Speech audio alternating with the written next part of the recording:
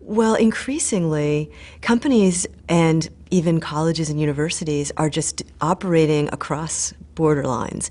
It used to be more that we were a U.S. campus, a U.S. college, a U.S. company, but now the multinationals are prevalent.